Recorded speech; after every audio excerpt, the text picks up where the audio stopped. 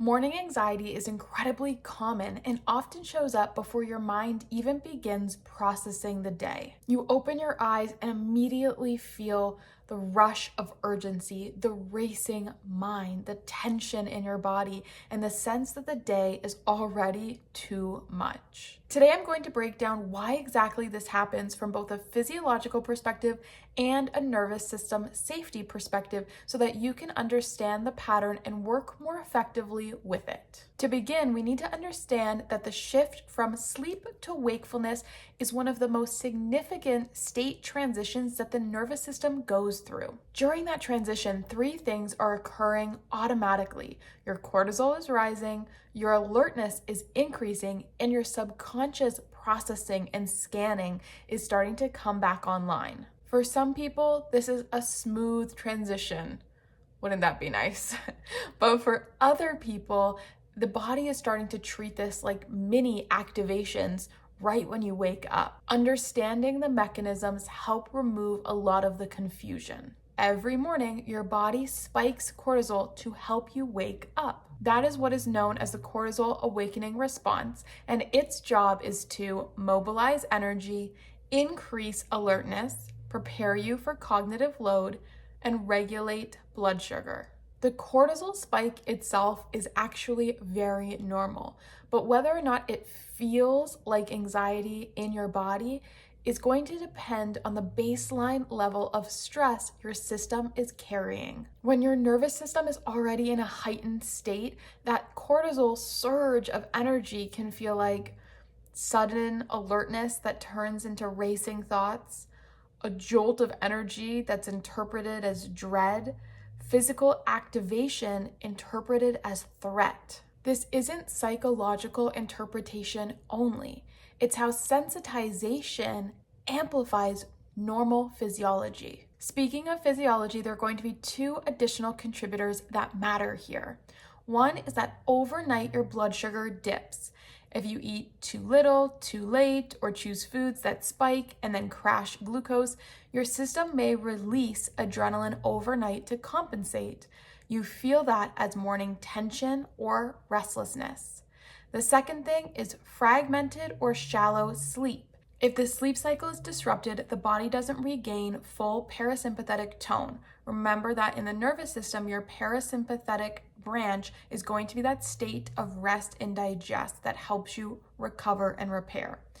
So you wake up already carrying physiological activation, even if mentally everything is quiet. Now, it's important to remember that these are common patterns. It is not pathology. And while physiology explains the mechanism, our perceived safety explains the pattern. Let me explain that, because if your nervous system is conditioned to anticipate high demands, emotional labor, overwhelm, unpredictability, pressure, then the morning is going to become a moment of automatic scanning right away. Before you're fully conscious, your system is already evaluating what's going on, what needs to get done, what needs attention, what happened yesterday, what was not done yesterday that still needs to get done, what should I do first, where do I need to go? This creates a really fast jump into planning, mental rehearsing, future-oriented thinking, and anticipatory tension. It's not overreaction. It's a default orientation towards preparedness. And here's the part that most people miss. The initial sensation is physiological, but the meaning assigned to it is cognitive. Many people wake up, feel activated, and immediately start searching for the answer or explanation. What's going on today? Did I forget something? Do I need to be doing something right now? This mental searching can amplify the activation and actually start to create a loop. Differentiating the sensation from the story is a really important regulation skill. Here are some practical approaches that support both the physiology and the perceived safety. 1, light first, screens later. Natural light cues the circadian rhythm and stabilizes the cortisol curve. 2, longer exhales. Try to inhale for a count of 4 and exhale for a count of 6. We're not trying to force calming, but we're trying to orient, because this is going to shift the autonomic tone without overpowering your system. 3, protein within the first hour of waking. This helps to stabilize your blood sugar so that the body doesn't need to compensate with adrenaline. 4, slowly orientate to your space. Let your eyes move around the room, land on an object. Do that 3 or 4 times with objects at different distances. This is going to tell the survival system the current environment is non-threatening, reducing the anxiety automatically activated in your body upon waking. 5, break the meaning-making reflex. Instead of jumping into interpretation, try, this is activation, not information. Repeat that mantra to yourself, or even put it on a sticky note beside your bed so you don't forget.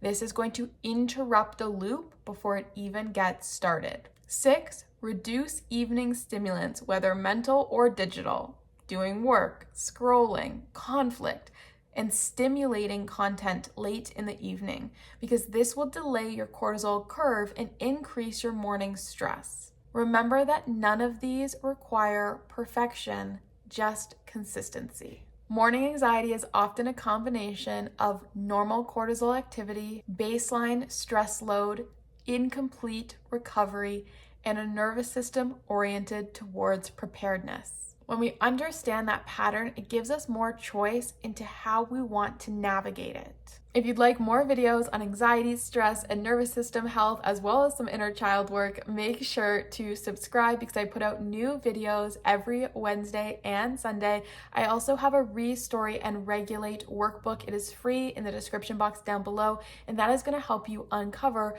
how those patterns show up in your life, both from that physiology perspective and the story that we're telling ourselves and attaching to it, the nervous system safety piece, right?